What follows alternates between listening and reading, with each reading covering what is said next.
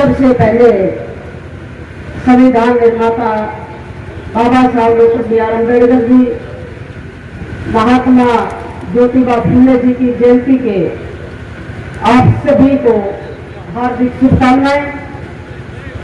उसके साथ साथ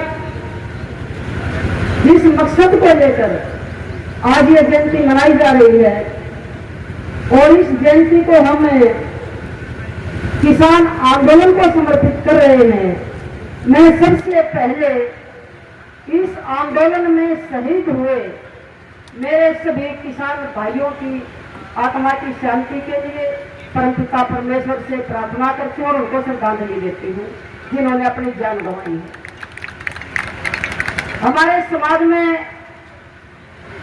जन्म लिए सभी महापुरुषों के चरणों में वंदन करते हुए मंच पर विराजमान किसान नेता माननीय श्री गुरनाम सिंह चढ़ोनी जी, पूर्व सांसद परिसंघ के राष्ट्रीय अध्यक्ष माननीय श्री उदित राज जी, भाई अशोक जसैया जी, अशोक पलारा जी, अशोक कुमार सिंह जी, मेरे गुरुदेव ओगड़ पीर बाबा रमेश नाथ जी, भाई जर्नैल सिंह ओडा जी, मनीराम पहलवान जी, भाई विक्रम डुमोलिया जी, भाई महेंद्र बागड़ी जी, मंजीत मोखरा जी, मनीषा बौद्ध जी, सुनील राठी जी, नवीन मेहरा जी, प्रिंस मल्होत्रा जी, मोनू तपस्या परांठा, ओम प्रकाश हुड्डा जी, भाई कामरेड इंद्रजीत जी, बहन ज्योत्सना जी और भी तमाम नेता, राजू मकड़ोली जी, मंच पर विराजमान है। सबका नाम लेना संभव नहीं है, माफी चाहूंगी। और मेरे सामने बैठे हुए वीआईपी सोफों पर सभी माननीय सम्मानित किसान नेता, मेरी मातृशक्ति जो आज इस जन्मदिन के अवसर पर आप सब मेरा हौसला बढ़ाने के लिए यहाँ पर शामिल हुए हैं। मैं आप सभी का आयोजक होने के नाते तहे दिल से शुक्रिया अदा करती हूँ कि आप इतनी संख्या में यहाँ पर शामिल हुए हैं। समय की भी मर्यादा है, पत्रकार बंधुओं का भी स्वागत करती हूँ, कैमरामैन का भी स्वागत करती हूँ और समय की मर्यादा को देखते हुए दो चार बातें आपके बीच में करना चाहूंगी कि जन्मदिन तो हम हर वर्ष मनाते हैं, बाबा साहब का 130वां जन्मदिन है ये, लेकिन ये जन्मदिन हमारे लिए जो बाबा साहब का सपना और सोच थी, उस सोच और सपने को पूरा करने के लिए व्यवस्था परिवर्तन की लड़ाई का आगाज है। क्यों है? आप देख रहे हैं करीब 3.5 महीने से 350 किसान मजदूर भाइयों ने अपनी जान की कुर्बानी दी है, जो किसान आंदोलन चला हुआ है, अपने घरों को छोड़ के बॉर्डरों के ऊपर बैठे हुए हैं। और ये तानाशाही सरकार, ये जनता की सरकार नहीं है, इसको हम जनता की सरकार नहीं कहेंगे। ये तानाशाही सरकार बीजेपी तो एक मुखौटा है, ये आरएसएस की सरकार है। और आरएसएस कौन है?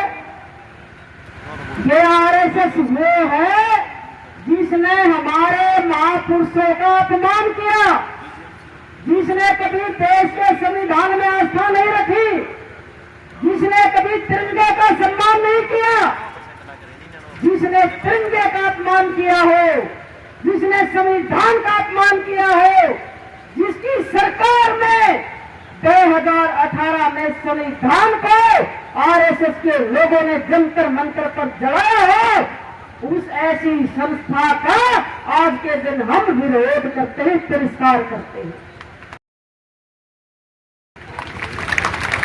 और ये आरएसएस के लोग कान खोल कर सुन लें,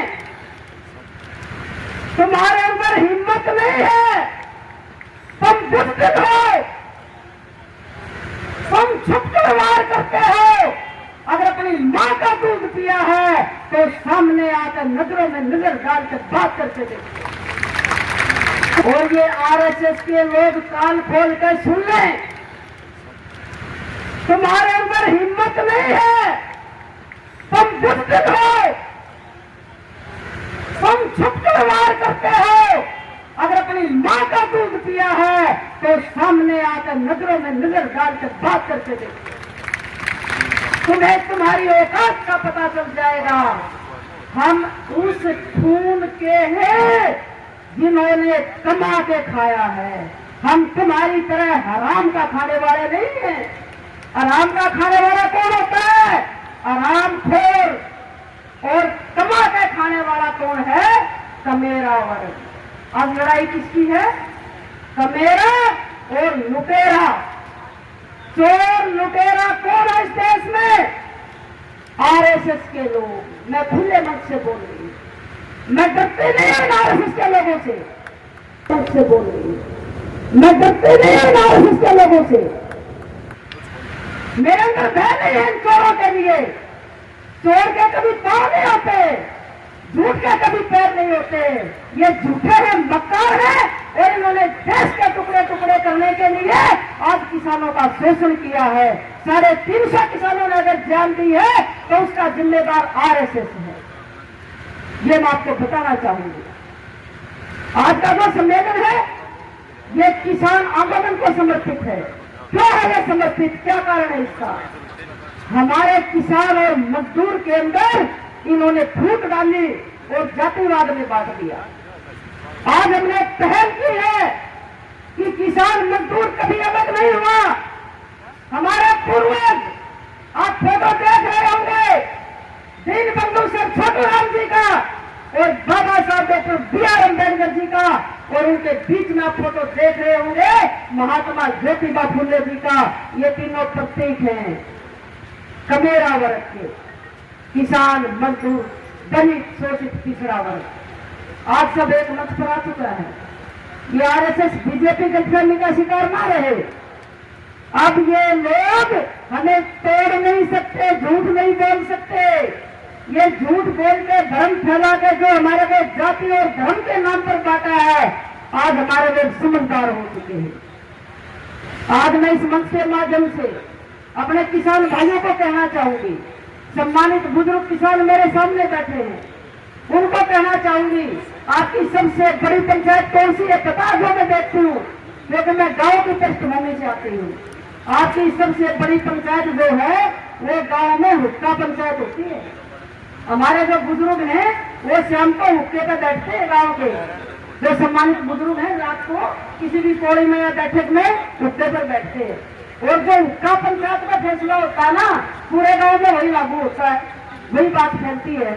तो खासकर मेरा एक मैसेज है, आपसे एक अपील है कि जब भी आप शाम को हुक्का पंचायत में बैठो, आपस में बातचीत करो, तो एक संकल्प आज बाबा साहब की जयंती पर लेकर जाए कि आपके गांव में जितने भी मजदूर हैं, चाहे वो पिछड़े समाज से हो, चाहे वो दलित समाज से हो, आप उनको अपने गले लगाओगे, अपना भाई समझोगे और एक परिवार बनाओगे।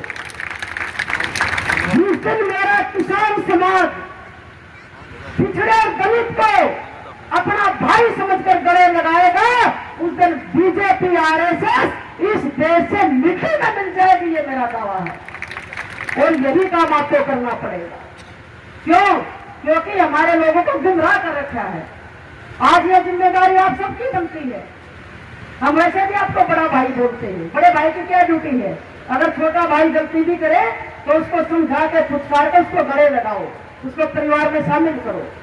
लेकिन हमारे ही किसान भाइयों में से कुछ लोगों की मैं बात कर रही हूँ, वे कुछ लोग आरएसएस की चाल पर चले हुए हैं, वो बीजेपी आरएसएस की चाल पर चले हुए हैं। उनको भड़काया गया है, उनका माइंड जो है वो उनका ब्रेन वॉश किया गया है, वही हमारे मजदूरों का शोषण करने लगे। इसलिए ये कमान कौन संभालेगा? किसान परिवारों में पैदा हुए पढ़े लिखे नौजवान और उसके पर बैठने वाले बुजुर्ग इस कमान को संभालेंगे।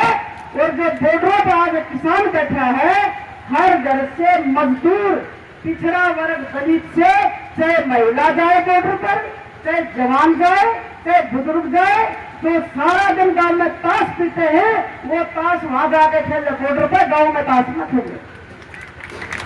ये हमें करना पड़ेगा। ग्राउंड की लड़ाई है। आज आपको पता है, एक बात बताऊं आपको, आज ये जो मैंने पंचायत रखी है, इसका आरएसएस और बीजेपी को इतना दर्द हो गया कि उनका समझ में नहीं आ रहा कि क्या करें। और मुझे हंसी भी आती है इन चोरों के ऊपर, इन डकैतों के ऊपर, जिन्होंने हमेशा बाबा साहब का अपमान किया हो, जिन्होंने संविधान को फूटा हो, वो आदमी ऐलान कर रहे हैं कि हम जिला स्तर पर बाबा साहब की जयंती मनाएंगे। अरे डूब मरो मक्कारो, तुम्हारी मक्कारी है ये, तुम बाबा साहब को मानते नहीं हो और हमारी जनता को गुमराह करने के लिए तुम जिला स्तर पर जयंती मना रहे हो। मैं बहिष्कार करती हूँ आरएसएस और बीजेपी के इस फार्मूले का, और आपसे आगाह करना चाहती हूँ, ये फार्मूला मैंने क्यों निकाला पता आपको? क्या कारण है बताओ? आप सब बुद्धिजीवी यहाँ बैठे, क्या कारण है इसका? इनका एक ही कारण है कि आज दलित पिछड़ा किसान एक मंच पर आ गया, इनको कैसे लड़वाया जाए, इनका भाईचारा कैसे खराब हो। पता आपको इस बात का? ये इसलिए कर रहे हैं कि किसान नेताओं ने, किसान मोर्चा ने ऐलान कर रखा है कि जहां भी बीजेपी के नेता जाएंगे हम उनका बहिष्कार करेंगे। आप समझिए इनका फॉर्मूला। किसान नेताओं ने बहिष्कार किया है कि जहां भी ये जाएंगे नेता, इनका बहिष्कार करो।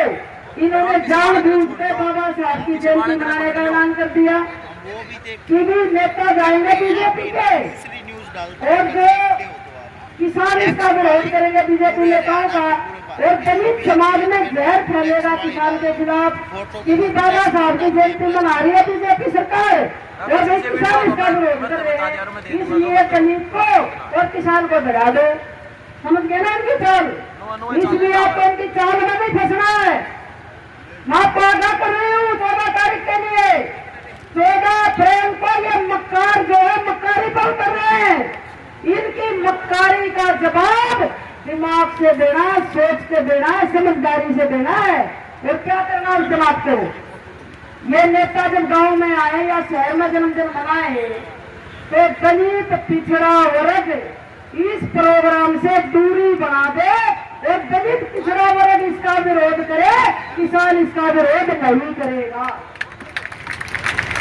भाई मैं ऐलान कर रही हूँ, 14 अप्रैल को बीजेपी जो जन्मदिन मना रही है, अपनी औकात में रहे बीजेपी के लोग। किसान विरोध नहीं करेगा, अगर विरोध करेगा तो दलित और पिछड़ा समाज करेगा, और तुम्हें जहां से निकले हो वही घुसेड़ देगा। इतनी ताकत आज हमारे अंदर है। ये बीजेपी के लोग, ये बीजेपी के लोग मक्कारी पर उतरे हैं, ये हारे हुए लोग सरकार को चला रहे हैं। इस गुंडा को मैं कहना चाहती हूँ, रोहतक में बैठ कर गुंडागर्दी कर रहा है। जब हमने ऐलान कर दिया कि मुख्यमंत्री को नहीं घुसने देगा रोहतक में, उसका बहिष्कार करेंगे, तो हमें ठेंगा दिखाने आ रहा है क्या रोहतक में मुख्यमंत्री? मुख्यमंत्री मनोहर लाल जी, कान खोल के सुन लो मेरी बात। आप मुख्यमंत्री हो खुदा बनने की कोशिश ना करो। आप जैसे सैकड़ों आए और मिट्टी में मिलकर चले गए और आप भी मिट्टी में मिल जाओगे, ये मेरी चेतावनी है। अरे इस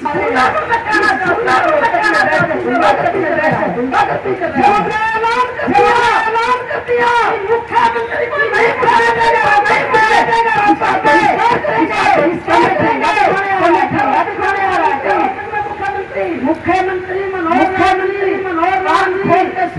लाल सुनिए मेरी बात। मुख्यमंत्री बनने की कोशिश ना करे,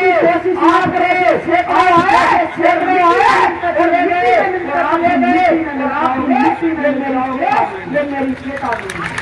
इस मंच के माध्यम से कहना चाहूंगी, हमारे ही समाज के, दलित समाज के बाबा साहब ने भी अपने समय में कहा था कि अगर मेरे मिशन को और मेरे को अगर कोई धोखा देगा तो मेरे ही समाज में गद्दार पैदा होके पढ़े लिखे वर्ग के लोग धोखा देंगे, अनपढ़ लोग धोखा नहीं देंगे। और वही चीज रोहतक में साबित होती है। कल पीजीआई में दलित समाज जाति के कुछ डॉक्टर जो आरएसएस के गुलाम हैं, जो बीजेपी के तलवे चाटते हैं, जिनके अंदर खून नहीं गुलामी का खून है, उनका खून पानी बन चुका है, वो 4-5 डॉक्टर इस मक्कार निकम्मे और गद्दार मुख्यमंत्री को पीजीआई में बुला रहे हैं। और वो भी किस मौके पे कि बाबा साहब की जयंती मनाएंगे।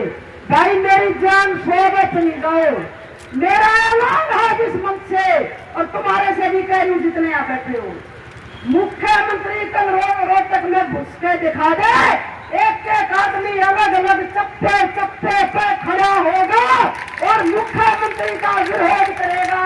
उसमें किसान नहीं होगा, उसमें टोटली दलित और बैकवर्ड समाज के आदमी होंगे।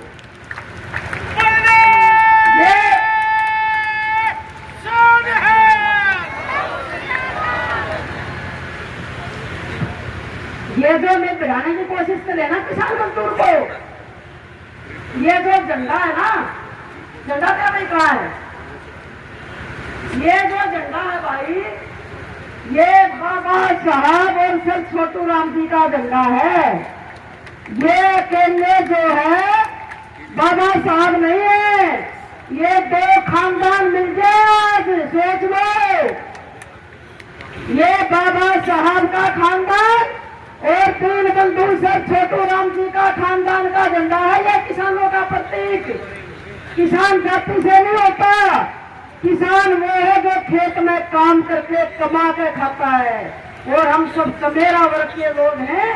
ये हमारी एकता का प्रतीक है ये झंडा। और ये डंडा जो है ना, ये जो झंडा निकल जाएगा और ये डंडा जिस साले के सर पर भागेगा उसका कई पीढ़ियों की नानी याद दिला देगा। ये बता दो आरएसएस बीजेपी के लोगों को। अरे भाई मौत से डरने वाले हम नहीं है, हमारे पूर्वजों का इतिहास पढ़ लो जिन्हें ना पढ़े हो। ये देश जो है हमारे बाप दादाओं के खून से सिंचा हुआ आजादी का देश है। जो दीन बंधु सर छोटू राम जी और बाबा साहब जो हमें दे के गए हैं ना, इसको हम मिट्टी में नहीं मिलने देंगे। ये आरएसएस क्या कहती है कि संविधान देश के लिए जहर है, और मैं ये कहती हूँ कि आरएसएस जो है देश के लिए गद्दार है और जहर है। इस जहर को खत्म हम करेंगे। देश के संविधान जो बाबा साहब ने लिखा, क्या कहा था पता आपको कि ये मेरे देश के लोगों, समाज के लोगों, संविधान दे भाई मेरे को। ये संविधान जो बनाया बाबा साहब ने, उस समय तो हमें पीने के पानी का भी अधिकार नहीं था। ये संविधान जिन परिस्थितियों में लिखा गया, उस समय तो हमें कोई अधिकार ही नहीं था। आज तो हमारे पास भाई सब कुछ है, कोठी बंगलों में हम रहते हैं, आलीशान गाड़ियों में हम चलते हैं, बढ़िया ड्रेस हम पहनते हैं। ये इन मनोवादियों का बर्दाश्त थोड़ी होगा। इनने तो हमारे बाप दादाओं को गुलाम बनाया ना। अब समय आ गया परिवर्तन का। हजारों सालों की जो तुमने गुलामी कराई हमारे बाप दादाओं से, आने वाले समय में 18 नंबर आएगा, तुम गुलामी करोगे ये हम शहंशाह देश के। क्यों? क्योंकि हमारे पूर्वजों ने यह ग्रंथ हमें दे दिया और इसमें अधिकार हमें दे दिया। और जब यह संविधान बाबा साहब ने लिखा और दिया, क्या कहा था समाज के लोगों से? क्या अपील की थी कि ये मेरे समाज के लोगों, मेरी शरीर से मौत हो सकती है, लेकिन जब तक ये संविधान जिंदा है मेरी मौत नहीं हो सकती। जिस दिन ये संविधान खत्म हो जाएगा उस दिन डॉक्टर बी.आर. अम्बेडकर की मौत हो जाएगी। इसलिए आपसे अपील करना चाहूंगी कि संविधान को मत मरने दो। संविधान नहीं बचा तो ना किसान बचेगा, ना मजदूर बचेगा, ना मेरी बहनें बचेंगी। इस देश में कोई नहीं बचेगा। संविधान की जगह अगर मनुस्मृति ने ले ली तो हम दोबारा से गुलाम हो जाएंगे। इसलिए सर छोटू राम के वारिसों, बाबा साहब डॉक्टर बी.आर. अम्बेडकर जी के वारिसों, सुन लो कान खोल के। सिर्फ घरों में बैठ के नेतागिरी करने से आजादी नहीं मिलेगी। कसम खा लो अपने प्रति ईमानदार होके कि सब घरों में से, चाहे वो पिछड़े वर्ग का हो, चाहे दलित का हो, चाहे किसान का हो, मजदूर का हो, हर घर से एक आदमी या औरत या नौजवान बॉर्डर पर जाना चाहिए। मरने से ना डरो।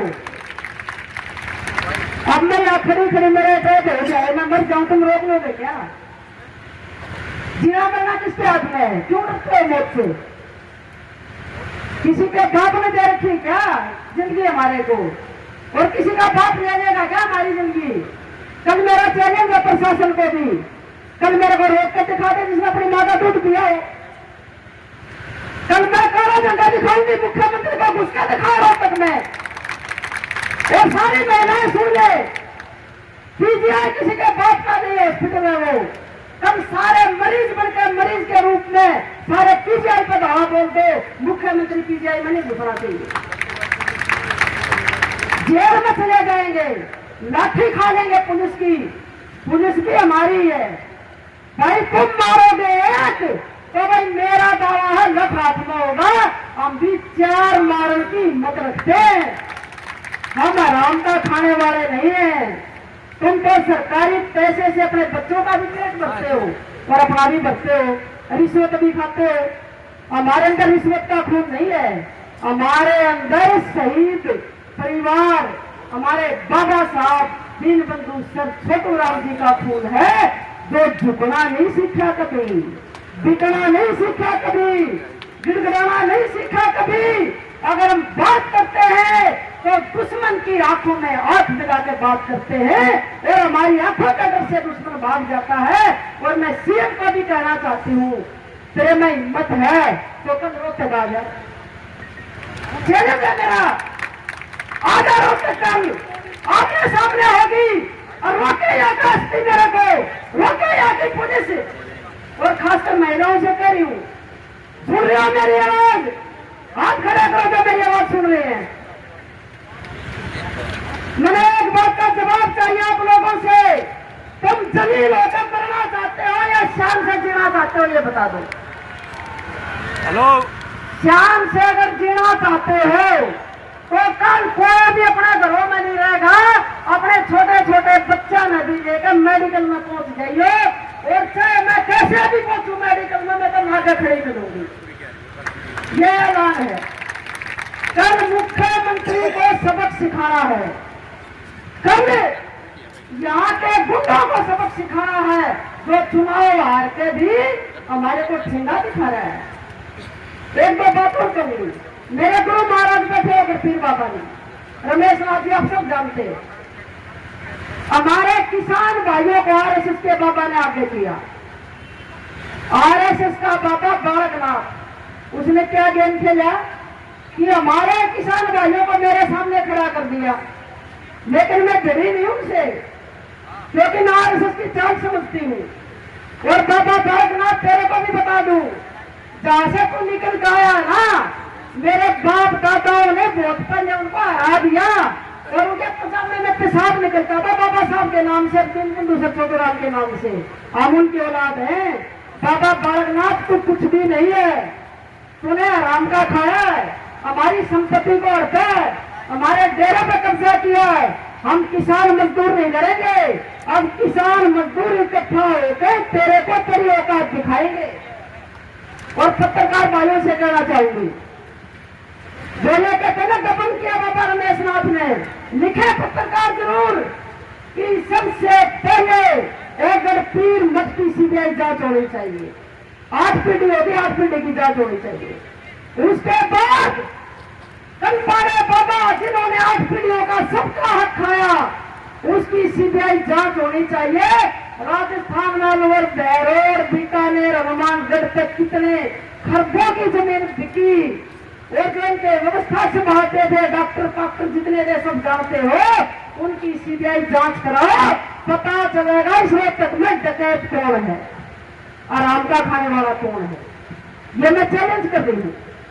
पहले अगर फिर डेरे की जांच कराओ, फिर कराओ कंपारे बाबा की 8 पीढ़ियों का हिसाब लो, और उसके बाद हिसाब लो नगर निगम रोहतक का, चाहे वो उठा ठेकेदार हो, चाहे वो मनीष ग्रोवर हो, जो हर महीने रोहतक को करोड़ों का चूना लगा रहे और पूरे हरियाणा को लूट के खा गए, उनकी भी जांच करा लो, ये भी जरूरी है।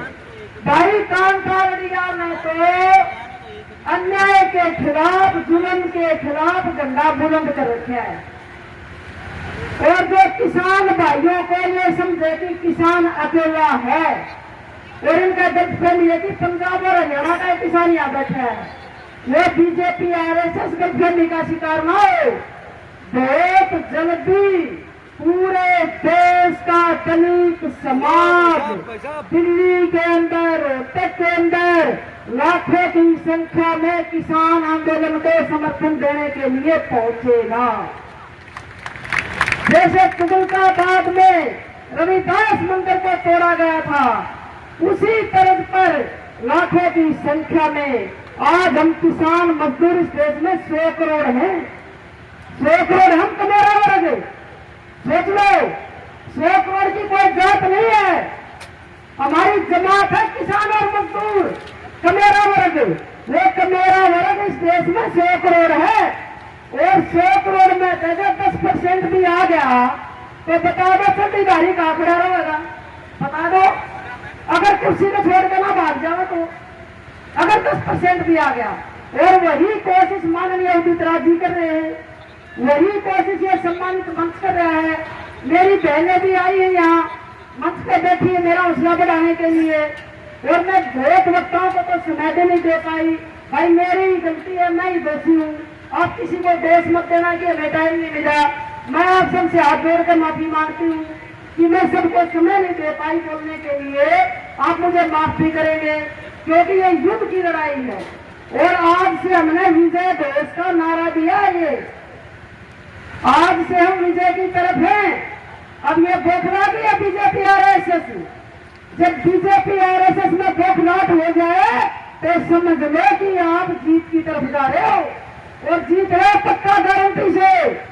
जिस दिन दिल्ली और रोहतक में लाखों की संख्या में दलित समाज किसान का झंडा लेके खड़ा हो जाएगा, मजदूर का झंडा लेके खड़ा हो जाएगा, माननीय उदित राज जी मैं आपको विश्वास दिलाती हूँ कि बहुत जल्दी हम पूरे देश में लाखों की संख्या में बहुत बड़ी रैली महापंचायत करेंगे, और मोदी को उसको बताएंगे कि मोदी या तो तीनों काले कानून रद्द कर दे, वरना कुर्सी छोड़ने के लिए तैयार हो जाए। मैं माता बहनों से कहना चाहूंगी, अभी हमारे किसान नेता बोलेंगे, माननीय उदित राज जी भी बोलेंगे, कोई बहन ना जाए, प्रोग्राम समापन के बाद ही आप अपने घरों को जाएंगे। ये मेरी आप सबसे अपील है। मैं ज्यादा समय नहीं लेते हुए आखिरी में यही कहूंगी, बोलना तो बहुत कुछ था लेकिन समय की मर्यादा है, कि हमारे किसान नेता को विश्वास दिलाना चाहूंगी, माननीय उदित राज जी को विश्वास दिलाना चाहूंगी कि आपको किसी भी सूरत में हमें घबराने की, पीछे हटने की जरूरत नहीं है। अब हम मोर्चा संभालेंगे, गांव से लेकर कॉलोनी से लेकर और बॉर्डर तक हम मोर्चा संभालेंगे। जहां पर भी माननीय चौधरी साहब उदित राज जी, आप हमारी ड्यूटी लगाओगे, सबसे पहले झंडा लेकर आगे कांता लड़िया खड़ी होगी। भाई किसी से डरने वाले हम नहीं। ग्राउंड पे काम करती हूँ, ग्राउंड पे काम करूंगी। और भाई जब तक बाबा साहब ने अधिकार दिया है, उस अधिकार को जम के उसका उपयोग करूंगी। बाबा साहब ने अधिकार दिया है, उस अधिकार को जम के उसका उपयोग करने वालों को सबक सिखाऊंगी। ये मेरा एजेंडा है। जो संविधान को नहीं मानेगा, हम उसको इस देश में नहीं रहने देंगे, चाहे वो कोई भी हो। इस देश में वही रहेगा, वही राज करेगा जो संविधान की इज्जत करेगा। ये मेरा नारा रहेगा। हम ना किसी जाति को मानते, ना हम धर्म को मानते, हम संविधान को मानते हैं, कानून को मानते हैं, महापुरुषों को मानते हैं। इसलिए जो संविधान की कदर करेगा वो हमारे सिर माथे, और जो संविधान को नहीं मानेगा वो हमारे पैरों के नीचे रहेगा। ये मेरा ऐलान है। आज के इस प्रोग्राम में मैं माननीय चंदुनी साहब का, माननीय उदित राज जी का और मंच पर विराजमान सभी नेताओं का जो बाहर से भी आए हैं, और मेरी पूरी टीम जिन्होंने इस महापंचायत को सफल बनाने के लिए दिन रात करके मेहनत की है, मैं आप सबका बहुत बहुत धन्यवाद करती हूँ। अभी मात्र 2 वक्त हमारे हैं। माननीय उदित राज जी अभी बोलेंगे, मैसेज देंगे, हमें आगे का मार्गदर्शन देंगे। उसके बाद हमारे किसान नेता माननीय श्री गुरनाम सिंह चौधरी जी बोलेंगे। उसके बाद आप सभी महिलाएं मेरे से मिलकर जाएंगी। यहीं बैठेगी, मैं सबसे मिलूंगी, सबसे बात करूंगी। उसके बाद आप सब लोग घर जाएंगे। ये मेरी आप सबसे अपील है। आज जितने भी किसान नेता, किसान समर्थक यहाँ पर आए हैं, जिनको मैं बोलने का समय नहीं दे पाई, जिनको मैं सम्मानित नहीं कर पाई, आप सबसे हाथ जोड़कर माफी चाहूंगी। और जो भी मैंने यहाँ आवाज निकाली है, मुद्दा लिया है, उस मुद्दे के ऊपर अपनी जान भी कुर्बान करके मैं हमेशा आगे बढ़ती रहूंगी। और मेरे समाज पर अगर कोई उंगली करने की कोशिश करेगा, चाहे वो कोई भी हो, भाई जब तक जिंदा हूं तो भाई हाथ काटने की भी मत रखती हूँ, इतना याद रखिएगा। अपने गरीब समाज के ऊपर जुल्म बर्दाश्त नहीं करूंगी जब तक जिंदा हूँ। मेरी बहनों की तरफ कोई उंगली करे, मेरे भाइयों की तरफ कोई उंगली करे, हमारे समाज को कोई नीचा दिखाने की कोशिश करे, भाई चेतावनी अपने औकात में रहकर करना। अब हम वो नहीं है जो तुम समझते थे। अब हम पढ़े लिखे समझदार हैं, किसी का दिया नहीं खाते, अपने बाप की कमाई खा रहे, तुम्हारे बाप की नहीं खा रहे। इसलिए ध्यान से रहना और स्वाभिमान से जिए। अपने सम्मान स्वाभिमान के लिए अपनी जान भी देनी पड़े तो हंसते हुए फांसी के फंदे को चूम जाओ, लेकिन सम्मान और स्वाभिमान से समझौता ना करो। और संविधान को बचाने के लिए आज जो किसान ने आंदोलन किया है, लेकिन फिर का शिकार ना हो कि किसान अपनी जमीन बचाने के लिए लड़ रहे।